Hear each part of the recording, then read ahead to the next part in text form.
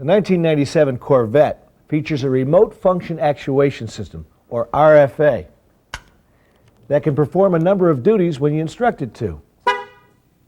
Or, if you tell it once, it'll do them on its own.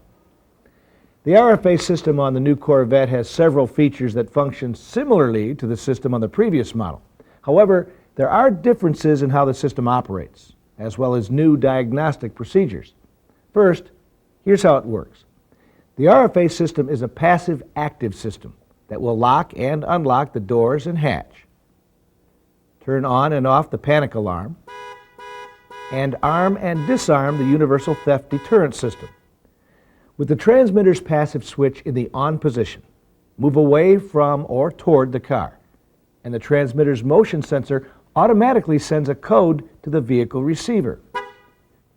While working around the car, turn the passive switch off to avoid unintentionally activating the system. The passive functions also are inoperative with the ignition key on.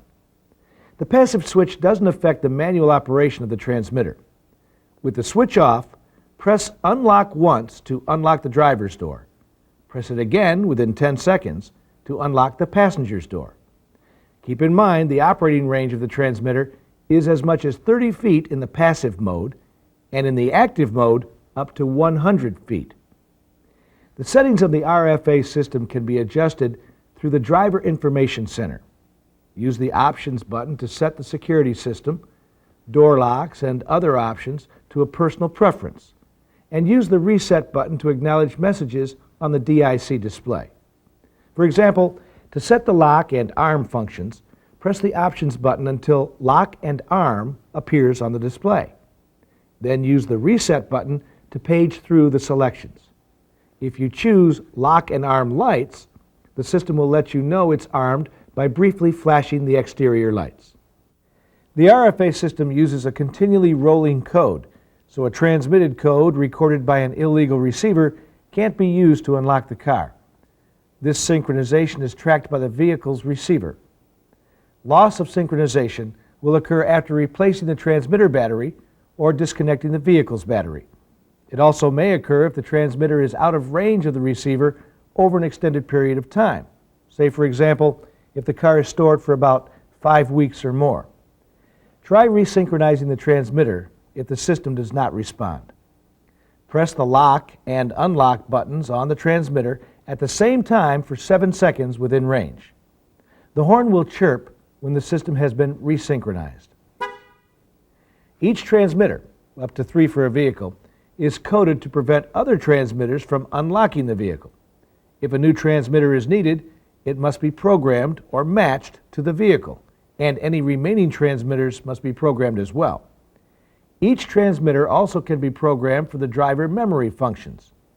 To program a transmitter, turn the key on, and using the Driver Information Center, clear any messages on the display by pressing the Reset button. Press the Options button until the blank page is displayed. Then press the Reset button for 3 seconds. Press the Options button to toggle between fob training and tire training. When fob training is displayed, push Reset once. Follow the prompt and press the lock and unlock buttons on the transmitter for 15 seconds. When a transmitter is programmed, the DIC will prompt for the next transmitter. This programming mode will shut off once 3 transmitters have been programmed, if the key is removed from the ignition, or if no programming takes place for 2 minutes. Now, the basis for system diagnosis is understanding that the RFA receiver is simply a messenger receiving and sending information. The RFA receiver with an integral antenna is located over the left side rear wheelhouse. All of its operations are communicated over the serial data line. The other two wires are power and ground.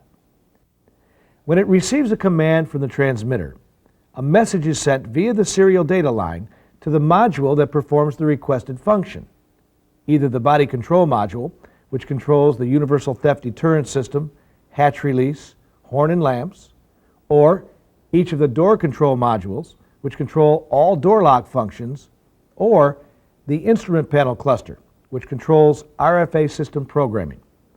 For example, when the lock button is pressed on the transmitter, it sends an identification code to the receiver to lock both doors. The receiver sends the message to both door control modules on the serial data line. Both DCMs then lock each door. The body control module then arms the UTD alarm system. The RFA system does not have a malfunction indicator lamp, and the receiver also is used by the tire pressure monitor system. So many RFA malfunctions that set a code will display the service tire monitor system message on the instrument panel cluster. Use the Tech2 to read codes and identify if they are related to the RFA or tire pressure system. RFA codes also can be read through the driver information display. Use the Tech2 and the diagnostic charts in the service manual to check each action of the RFA system. The system also performs a periodic self-check. With each ignition cycle, the RFA system sends out a state of health message to other systems on the serial data line. If the RFA system does not receive a response, it is not able to communicate with either the body or powertrain module or instrument cluster and will set a code. The Tech2 can be used to simulate communication from the receiver to determine which system may be at fault. For example, sending a door lock message to the door control modules can determine if they can perform the function. If the door modules can lock the doors, but the RFA system can't, the condition most likely is with the RFA system or one of its inputs, such as from the BCM. Many system malfunctions may be traceable to faulty wiring and connectors. The receiver is very reliable and should be replaced only if directed by the diagnostic charts. Also, don't overlook a weak transmitter battery when diagnosing RFA system conditions. Under normal use, the transmitter battery should last about 18 months. To replace it, place the transmitter face down and remove the back cover. Be sure to resynchronize the transmitter whenever the battery has been removed. While servicing the RFA system, remember that the UTD alarm system can be activated with the transmitter as well as the power door lock switch. The system will not be armed if the doors are locked with a key, the manual door lock, or the power door lock after the doors are closed. If the alarm is set off, it can be stopped by unlocking any door with the proper key, putting the key in the ignition, pressing the unlock button on the transmitter, or walking into range with the passive switch on. So, now that we've covered the key aspects of the RFA system, when you come across the new Corvette, there'll be no need for alarm. Oops, wrong button.